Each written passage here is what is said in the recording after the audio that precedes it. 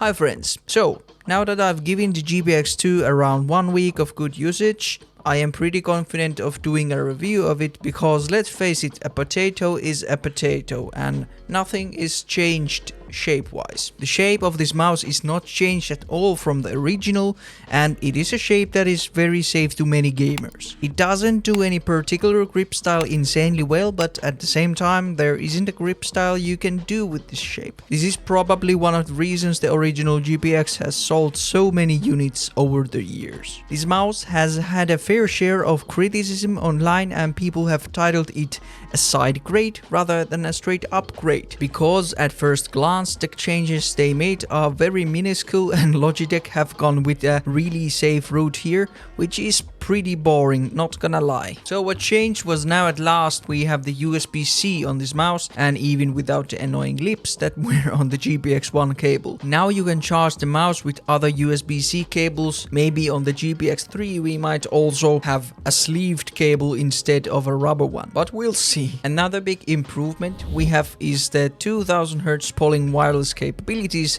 straight out of the box, which actually brings the motion delay down to around minus 0.3 milliseconds compared to my control unit, which is on a similar level than some of the 4K polling mice that I've tested. The polling stability seems really good on this mouse also when we look at the mouse tester graphs in both 1K, 2K and wired 1K polling rates. Then let's delve into the depths of GHUB and we can see some new options here which can be a bit confusing at first.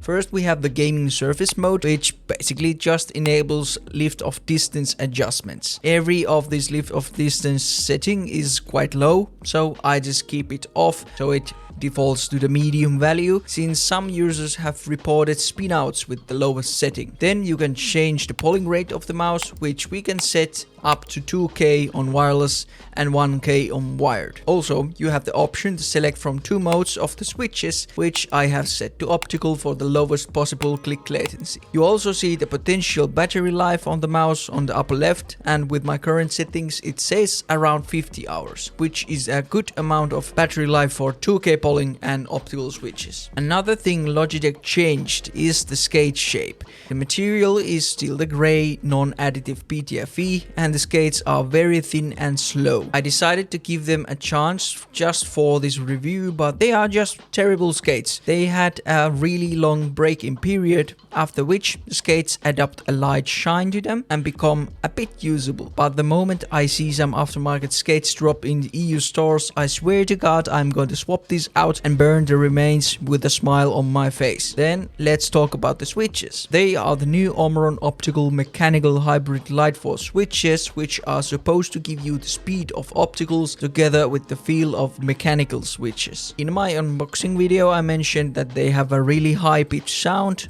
And yeah, that is still the case. People have mentioned that they feel somewhat heavy, and yeah, going back and forth with other mice, I would say that they are a bit on the heavier side. They feel just a tiny bit heavier than the opticals on my Viper Mini Signature Edition, but not as heavy as on the Endgame Gear OP1WE. The switches have also so tiny post and pre-travel that they might at first feel tighter than they actually are. They literally actuate right after I press them and just stop there. There is no post-travel. I actually like these switches and the implementation, but I'd say it takes some time to adjust if you are used to a lighter mechanical switch with that slightly springier feeling. There have also been reports on unit-to-unit variants of this mouse, so your switches might feel totally different, which is kind of weird because this is a Logitech mouse after all. On my unit, the sideways wobble is also very minimal, so it would seem that I got a good copy, and I hope you will too. The side buttons are also a bit better than on my original GPX, and they protrude more from the shell, so they are easier to actuate. They still feel a very mushy side buttons with a good amount of pre-travel.